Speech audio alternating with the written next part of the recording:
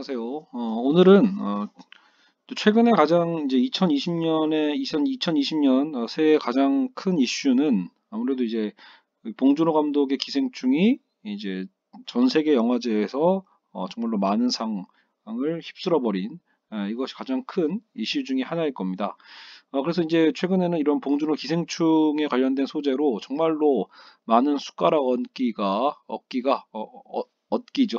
어, 숟가락을 얹었다. 이 발음 맞겠죠? 숟가락을 얹는 현상이 많은데, 뭐 저도 지금 그런 현상이라고 볼 수도 있겠네요.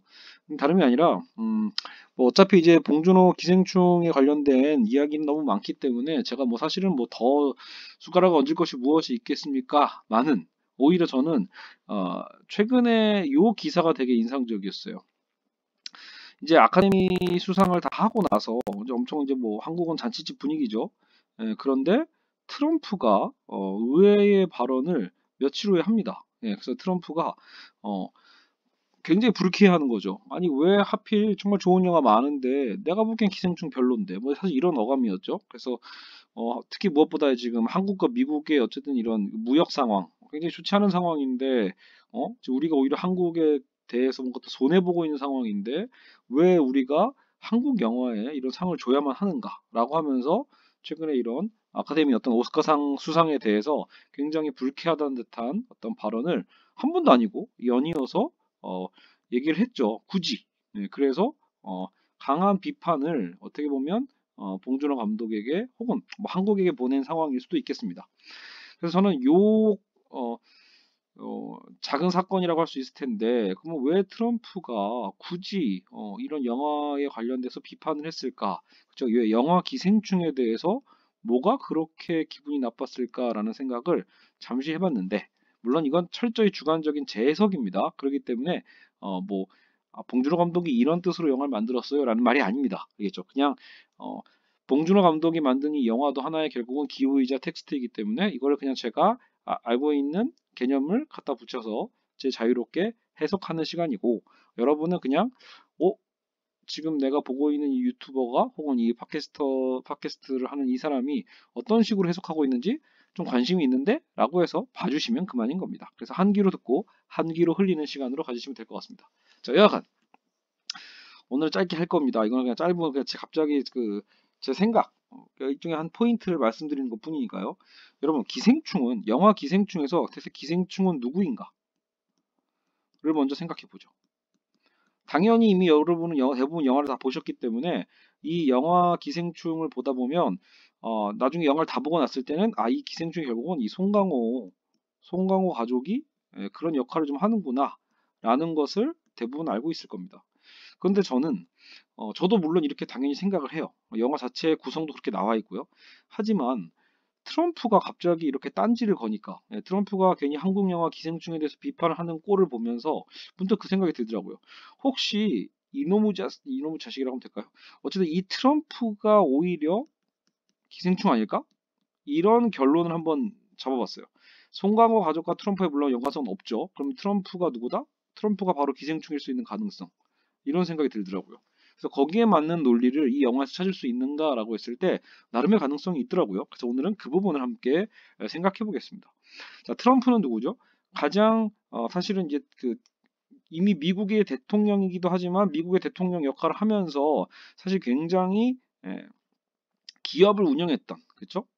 기업을 운영했던 하나의 어떤 총수로서 경영의 마인드로 사실은 국가도 운영하고 있죠. 그러니까 철저하게 돈의 논리, 수익의 논리로서 살아가고 있는 사람인데 그러니까 이런 생각이 드는 거예요.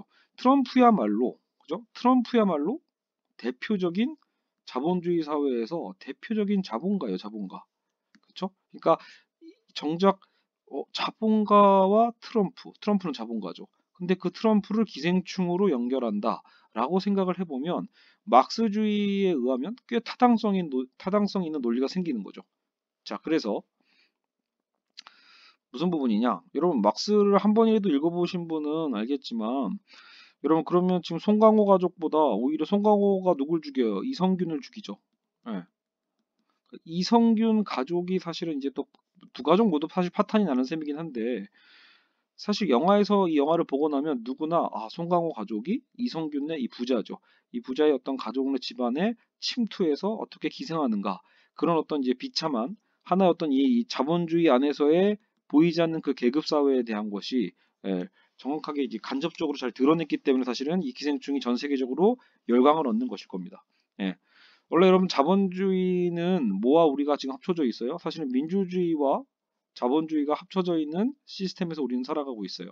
민주주의 속에서는 사실 우리는 모두가 동등하고 평등한 어떤 삶의 가치와 인권에 대한 가치를 다 갖고 있지만 정작 자본주의라는 경제 시스템을 살다 보면은 뭔가 정치적인 표가 1인 1표제든 뭐든 모두의 어떤 인권과 존엄성에 대해서 교육을 받음에도 불구하고 정작 자본적으로 우리가 과연 평등한가에 대해서는 의문을 품을 수밖에 없게 되는 거죠.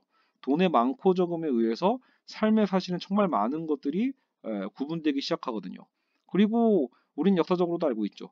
살아보면 정말로 무전 유죄고 유전 무죄구나 라는 것을 느끼는 경우가 굉장히 많습니다. 자, 그래서 막스의 자본론에 의해서 살펴본다라면 자, 어, 자본가는 오히려 기생충에 가깝습니다. 막스의 자본론에 의하면 자본가야말로 기생충이다. 자, 왜 그럽니까? 사실 막스가 자본을 분석했을 때 가장 중요한 건 자본가는요. 생산 수단을 갖고 있는 사람들이에요. 기본적으로 이건 뭐예요? 사실 자산이죠. 재산이 이미 있는 거예요. 자산을 많이 갖고 있기 때문에 이게 어디서 생겼는가, 이게 어디서부터 축적되었는가에 대해서는 뭐 당연히 막스는 얘기하고 있지만 그 부분은 생략을 하고요. 뭐 쉽게 얘기해서 그냥 물려받았다라고 합시다. 예를 들어 이 영화 기생충 안에서 이성균이 죽지 않았다라면 이성균의 자식들은 굉장히 아버지의 부를 풍족하게 물려받아서 더 평탄한 삶을 살아갈 수밖에 없을 거예요. 알겠죠? 그러니까 기본적으로 자본가는 자기의 자산을 갖고 있고요. 이 자산을 바탕으로 투자할 수 있어요. 그러니까 즉 생산 수단을 갖고 있는 거죠. 근데 이 생산 수단만 갖고서는 막스의 이론에서는 아무 가치도 아무런 사회적인 잉여 가치를 창출할 수 없다라고 보거든요.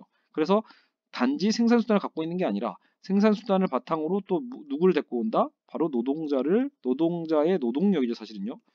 노동자의 인간을 살 수는 없어요. 자본주의는요. 인간을 산다기보다는 노동자의 노동력, 그것을 상품이죠. 이거를 나름의 또 다른 생산 수단으로서 사들이는 겁니다. 그래서 이 노동력을 갖고 자본가가 뭐를 창출한다? 잉여 가치를 창출하게 되죠. 문제는 이거예요. 이 잉여 가치를 자본가가 창출했다라고 말하는 거에 어폐가 있다는 거예요. 사실 그가 물론 노동자를 고용했지만 노동자의 뭐가요? 노동만이 잉여 가치를 창출한다. 자, 그래서 막스가 본 자본주의 어떤 이 가장 도식에서 가장 중요한 부분 중 하나 바로 이 부분입니다. 오직 자본가가 자본을 투자를 해서 또 다른 가치를 창출해가지고 그 창출한 가치를 갖고 또 어때요? 또 재투자를 하게 돼 있죠. 자본을 축적해 가는 과정에서 더 큰 부를 창출해 가는 과정의 시스템을 보여주고 그것이 나중에 또 구조적인 모순에 의해서 어떻게 와야 되는지를 보여주는 게 자본론이라면 결국 그 과정에 있어서 실제로 자본이 어떻게 축적이 되는가, 어떻게 자본이 커질 수 있는가라고 할 때 제일 중요한 게 노동자의 노동입니다. 그러니까 자본가의 노동이 아니에요. 여기서는 자본가는 사실 노동한다고 표현할 수 없는 거고 자본가는 그저 이 생산 수단을 갖고 노동자를 고용해서 뭐 하는 거죠? 노동자의 노동이 창출해낸 잉여 가치를 뭐 한다? 그냥 착취하는 사람이에요. 그래서 그 착취에 대한 부분을 통해서 재투자를 하는 거죠. 자, 요것만 이해하시면 자연스럽게 우리는 영화 기생충으로 들어가서 다시 한번 생각해 볼 수는 있습니다. 구조가 딱 들어맞진 않지만 한편으로는 영화에서 이성균도 어때요? 결국은 한 기업의 오너이자 사장이란 말이에요. 이성균을 만약에 자본가로 생각할 수 있다라면 물론 여기서 굉장히 능력 있는 사업가로 나오긴 합니다. 하지만 역시 정통 막스주의에 의하면 그 사장의 뭐 예를 들어 그러니까 지금 제가 오늘 하는 이 분석은 그냥 기존적인 분석을 얘기하는 겁니다. 예를 들어 뭐 슌펜터 같은 경우에는 자본가의 이런 창조적인 어떤 이 노력의 어떤 의지, 창조 선택에 대한 부분을 되게 강조하거든요. 그러니까 오늘날 경영학을 공부하시는 분들이라면 사실 이 자본가, CEO들의 어떤 선택이나 이런 것들은 굉장히 중요하죠. 이것도 가치를 창출한다고 보겠지만 그건 논쟁의 여지로 그냥 남겨두고요. 영화의 어떤 우리가 재미있는 분석을 위해서 본다라면 이성균을 말 그대로 그냥 사장이자 자본가로 본다라면 이성균이 사실은 열심히 일하는 것 같지만 그 일하는 것도 결국은 뭐예요? 능력 있는 자기 회사의 직원들을 고용을 하는 거잖아요. 수많은 직원들을 고용해서 그 직원들이 창출해낸 잉여 가치를 통해서 부를 축적하는 사람이다 라고 볼 수 있습니다. 그렇죠? 결국은 이성균은 착취의 주체가 되는 거죠. 근데 영화상에서 누가 개입이 되죠? 이제 송강호가 개입이 되는 거죠. 송강호의 가족들이. 그래서 송강호는 이제 운전기사로서, 그죠? 송강호는 운전기사로서, 그리고 아내는 가정부, 하우스키퍼로 나오고, 그리고 자식들은 이제 과외교사를 하는 거죠. 그래서 영화를 보다 보면 이런 얘기가 나와요. 송강호의 가족이 굉장히 뭔가 이렇게 어때 좀 파렴치하게 뭔가 기존의 가정부를 몰아내고 자신들이 일종의 사기를 좀 치는 거긴 하죠. 사실은요. 거짓말이 있잖아요. 거짓이 있고 사기가 있어요. 그러니까 그 거짓과 어떤 사기적 행위, 그 위조하잖아요. 위조. 그 거짓과 사기라는 기회가 없었으면 절대로 이성균네 가족으로 들어오지 못했겠죠. 그래서 그들이 뭔가 예전보다는 더 안정적인 수익을 누리는 호사라고 표현하기도 좀 그렇죠. 영화는 비극으로 치달으니까. 어쨌든 그런 과정은 기회조차를 얻지 못했다라면 생기지 못했을 거기 때문에 이 과정의 공정성을 중요시하는 오늘날 자본주의 사회에서는 결국 이 거짓과 사기 행위라고 있는 송강호 가족에 대한 비판적 시선이 더 강화돼서 보일 수도 있다는 거예요. 물론 그 비참함에 뭐 공감을 할 수도 있고요. 그러면서 이제 자본주의 모순에 대해서 분노할 수도 있겠지만 말이죠.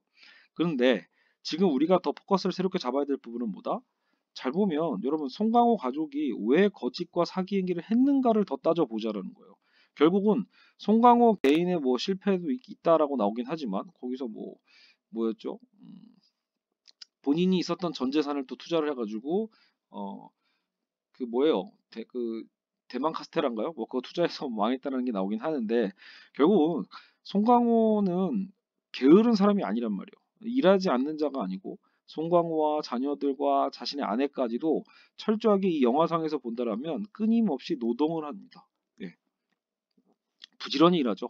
그러니까 물론 뭐 아들의 그 졸업장 거기서 이제 연세대학교 졸업장이 나오는데 연대 졸업장이 뭐 사기고 뭐 딸의 어, 갑자기 그 외국 대학 이름이 기억이 안 나네요. 어쨌든 그 미대 그것도 물론 사기고 다 사기지만 잘 생각해 보세요. 영화상 그래서 이 사람들이 자 송강호가 운전을 못 하나요? 송강호 아들이 그래서 공부를 못 가르치나요? 전 이게 되게 중요한 포인트라고 보는 거예요. 오직 이 사회, 자본주의 사회가 말하는 그 스펙, 그거 자체를 얻어내기 힘든 구조 속에서 살고 있지만 실력은 다 갖고 있는 거예요. 미술도 마찬가지예요. 미술도 거짓된 것 같지만 딸조차도 사실은 뭐예요? 충분히 그 둘째 어린 아이를 가르치는 데 있어서는 사실은 정말 뭐 엄청난 해외 유학파의 높은 수준의 어떤 미술 교육이 꼭 필요한 게 아닐 수도 있잖아요. 실제 거기서 나름대로는 송강호의 둘째 딸도 그 역할을 잘 해내고 있죠. 가정부도 마찬가지죠. 송강호의 아내조차도 가정부의 일로 노동을 하는 것. 그러니까 그 계약 관계를 본다라면 들어가는 과정에서의 거짓과 사기가 굉장히 코믹하지만 노동 자체는 다들 처절하게 잘하고 있다는 거예요. 그러면서 충분히 그들의 역할을 해내고 그것을 통해서 이 사장의 가족의 유지, 이성균 가족의 그 풍부함의 풍요로운 삶에 대한 그 유지와 재생산에 있어서 뭔가 기여하는 가족들이다라는 거예요. 물론 재밌게도 저도 이제 이거를 억지로 끼워 맞추고 있는 거잖아요. 사실 이제 이러다 보면 이거는 뭔가 이제 생산에 관련된 그 직종들은 아니죠. 다 서비스업이에요. 운전, 가정부, 과외교사. 어떻게 보면 눈에 보이지 않는 서비스업이기 때문에 막스의 자본론에서 얘기하는 어떤 직접적인 어떤 물질적인 생산 개념으로 보기에는 어려운 부분도 없지 않아 있지만 그럼에도 불구하고 서비스라는 것도 현상 유지에 있어서는 분명히 나름의 어떤 가치를 창출한다고 보거든요. 그렇게 본다면 제가 보기엔 이런 거예요. 이성균의 노동마저도 노동이 아니라 그저 자본가로서의 착취에 불과하다라고 만약에 판명을 한다라면 그러면 거기서 조여정과 그 자녀들 보세요. 어떤 노동도 하지 않잖아요. 사실상. 그냥 놀고 먹고 놀고 먹는 거죠. 그러니까 이성균마저도 야 이건 그냥 자본가의 어떤 착취행위일 뿐이지 그걸 어떤 CEO로서의 어떤 노동이라고 볼 수 없어 라고 만약에 생각한다라면 진정한 잉여 가치는 노동자들의 노동을 통해서만 드러나는 거야 라고 생각한다라면 그러면 이성균 가족이야말로 뭐예요? 이들이야말로 이 사회의 기생충이 되는 거죠. 어떠한 그 예, 잉여 가치를 창출하는 노동을 하지도 않고 그저 그들이 고용한 노동자들이 노동하는 땀의 결실, 그 가치의 창출에 의해서 먹고 자고 하는 사람들인 셈이에요. 그러니까 거기서 결국은 뭐예요? 치환이 일어난다. 겠죠. 그래서 우리가 보통 알고 있는 이 영화의 구조에 있어서 송강호의 가족이 기생충이다라는 틀을 한 번만 더 생각을 해본다면 오히려 이성균의 가족이야말로 이 자본주의 사회에서 진정한 기생충일 수도 있다라는 메시지를 나름대로 찾아볼 수 있지 않을까 싶습니다.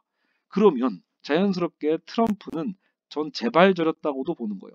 사실 제가 보기엔 트럼프는 더 단순해 보여서 지금 제가 생각하는 분석에 전혀 맞지 않을 수도 있는데 그냥 찝어보면 그런 느낌이 든 거야. 왜 굳이 그렇게 싫어하지라고 했을 때 트럼프야말로 정말 이성균이와 연기를 한 거잖아요. 사실은요. 배우니까 연기한 거라면 트럼프는 아니죠. 트럼프는 정말 그의 삶 전체가 많은 자신의 직원들과 자신들이 고용한 노동자들의 노동에 의해서 정말 그들의 노동력을 착취해온 바로 기생충의 삶 그 자체거든요. 트럼프야말로. 그래서 오히려 굉장히 불쾌한 거 아니었을까. 그러니까 무의식적이든 뭐든 자신의 민낯을 드러내는 이따위 영화가 왜 아카데미에서 상을 타야 되는 거지? 불쾌하다라는 거죠. 자신의 민낯이 실체가 드러나는 영화이기도 하니까 말이죠. 그런 의미에서 저는 트럼프가 이번에 그렇게까지 과잉대응을 하면서 뭔가 예민하게 굳이 한국의 봉준호 감독의 영화를 디스한 것이 아닌가라는 생각을 해보게 됩니다. 그렇죠? 할 말 다 했나요? 여하튼 그냥 심심풀이로 한 하나의 수업인데요. 여러분에게 조금이라도 그냥 재밌은 이렇게도 생각해 볼 수 있구나 라는 어떤 좀 도움이 되는 좀 환기가 되는 그런 시간이었으면 좋겠네요. 그래서 저의 결론은 영화 기생충의 진정한 기생충은 이성균의 가족일 수도 있다. 혹은 그것을 비판하는 트럼프 자신일 수도 있다. 그래서 트럼프는 자신의 민낯이 드러나서 굉장히 불쾌해서 이 영화를 비판하는 거다라고 한번 꼬아서 생각을 해봤습니다. 오늘은 여기까지 하겠습니다. 감사합니다.